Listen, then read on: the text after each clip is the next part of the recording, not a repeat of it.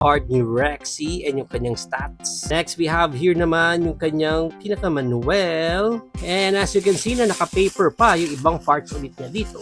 And pag build natin dito si Rexy, obviously this one is para sa kanyang tail. Yan. And then yung head niya dito naman. Yan. And then yung half ng body niya, snap na lang natin. Yon. Alright. Check natin details dito ni Rexy. Yan. Ganda oh. Ganda ng details. And at least may color ulit yung pinaka-tongue and teeth. Ganda ng eyes niya. And yung pinaka-texture niya. Mapapansin mo parang may mga scratches pa siya. No? May mga battle damage na dito si Rexy natin. May konting spike siya dito sa buntot. It's good. At least may mga small details siya na gano'n. Gimmick ni Rexy, of course. Yan, umangat-angat lang yung kanyang head ng ganyan. Sana yung mouth na lang instead of buong head. Para pwedeng mag-close yung jaw niya or